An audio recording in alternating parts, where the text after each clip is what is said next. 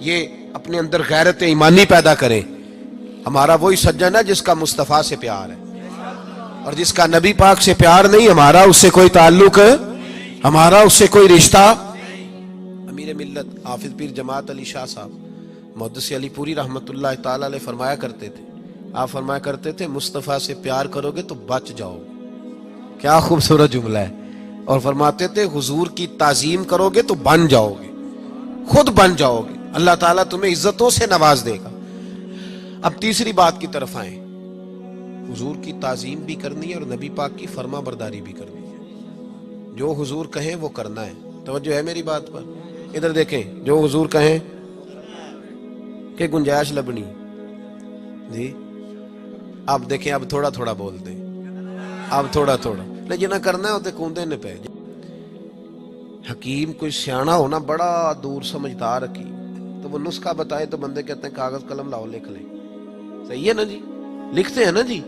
بلکہ حکیم تو نسخہ دیتے ہی نہیں تھے، وہ قبروں میں لے گئے ساتھ، اللہ ماشاء اللہ دیا ہی نہیں. اس لیے حکمت زیادہ پروان نہیں چڑھ پا رہی. یاد رکھیں، کوئی سیانا بندہ بات کرے تو لکھ لینی چاہیے، تو اگر مصطفیٰ ہمیں کچھ سمجھائیں.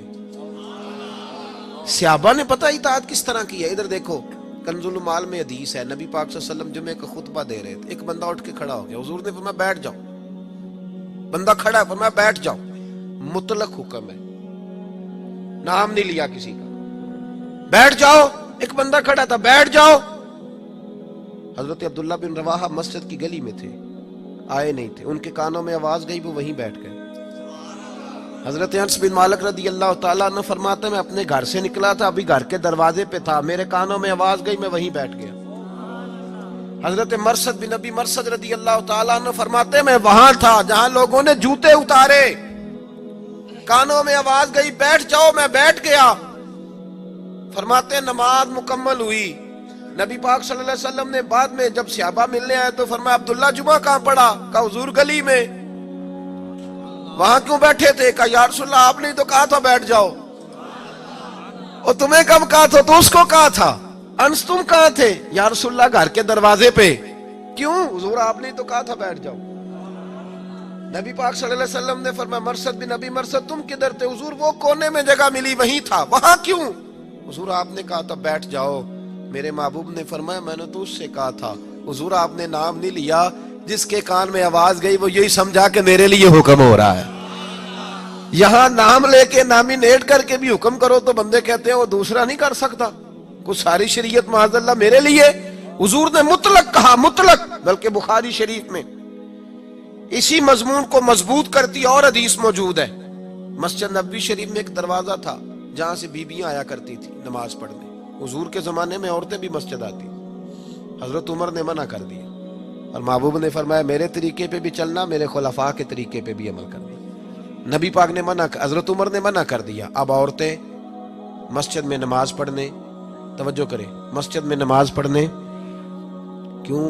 حضرت عمر کہنے لگے نبی پاک کا جو زمانہ تھا وہ بڑا ہی پاکیزہ تھا، اب کچھ نئے لوگ بھی آ گئے، اب دور نبوت سے کچھ پیچھے معاملہ ہے.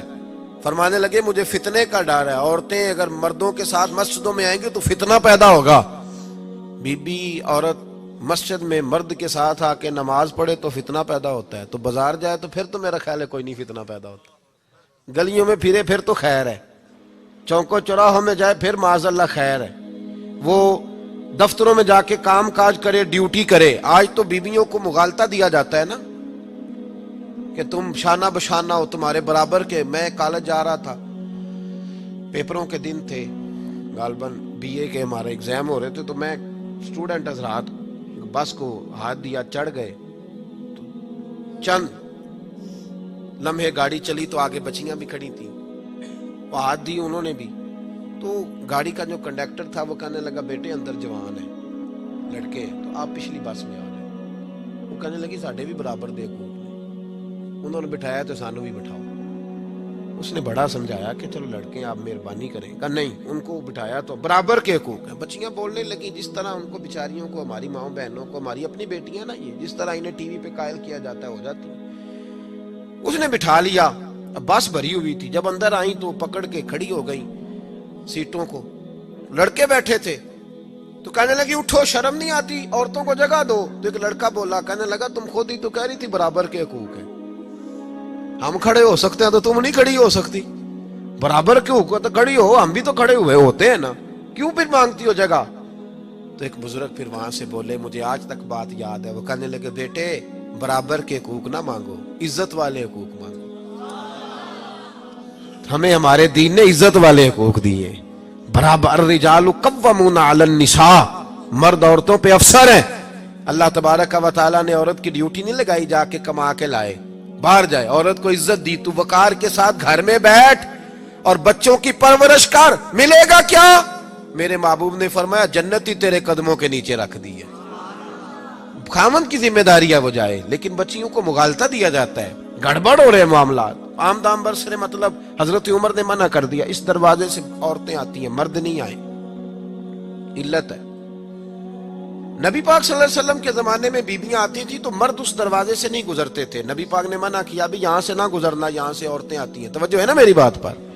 حضرت عبداللہ ابن عمر رضی اللہ تعالیٰ عنہ اس دروازے سے گزرتے نہیں تھے، حالانکہ آپ کے گھر کے قریب مسجد کا وہی دروازہ تھا. آپ اوپر سے ہو کے آتے دوسرے دروازے سے. تو صحابہ کہنے لگے عبداللہ یہاں سے گزرا کرو، یہ قریب ہے تمہارے. تو حضرت عبداللہ ابن عمر رضی اللہ تعالیٰ عنہ فرمانے لگے نبی پاک نے منع کیا تھا اس دروازے سے گزرنے سے، میں نہیں گزروں گا. انہوں نے کہا وہ تو اس لیے کیا تھا کہ عورتیں گزرتی تھیں، اب تو نہیں گزرتی. تو کیا جواب ہے حضرت عبداللہ ابن عمر کا، اور کیا فرما برداری ہے. کہنے لگے مجھے وجہ کا نہیں پتا، مجھے وجہ کا نہیں پتا کیوں منع کیا تھا، کس لیے منع کیا تھا. مجھے تو اتنا پتا ہے کہ میرے نبی نے منع کیا تھا. اب بیبیاں گزرے چاہے نہ گزرے، میں زندگی بھر نہیں گزروں گا، کیونکہ حضور نے، ہم نے نہ کبھی قطرے پہ غور کیا اور نہ دریا دیکھا، بس جہاں تیری جھلک دیکھی وہیں ڈوب گئے. ہمیں اس بات سے غرض نہیں، حضور نے کہہ دیا نہیں گزرنا تو لہذا نہیں گزرنا، بات ختم ہو گئی. بھائی یاد رکھیں، اطاعت فرما برداری. اور صحابہ تو ان چیزوں میں بھی فرما برداری کرتے تھے جن میں لوگ دیوانہ سمجھتے لگتے تھے، مجنون ہو گیا بندہ. حضرت عثمان غنی رضی اللہ تعالیٰ عنہ ایک جگہ سے گزرے، گھوڑے پہ بیٹھے، ایک درخت آیا تو یوں گردن جھکا لی.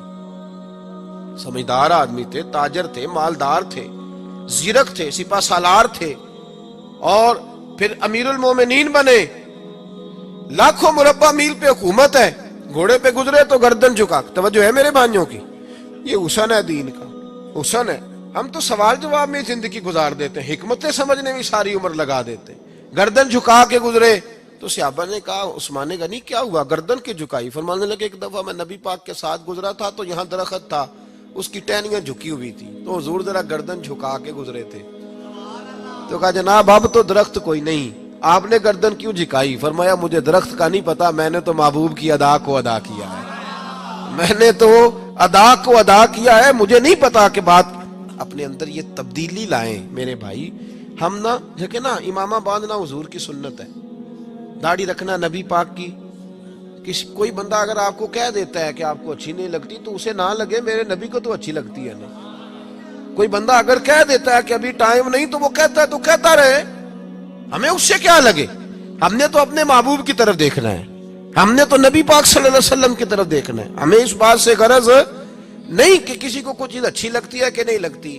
اب چوتھی بات کی طرف آئے، حضور کے دین کی خدمت کرنی ہے، نبی پاک کے دین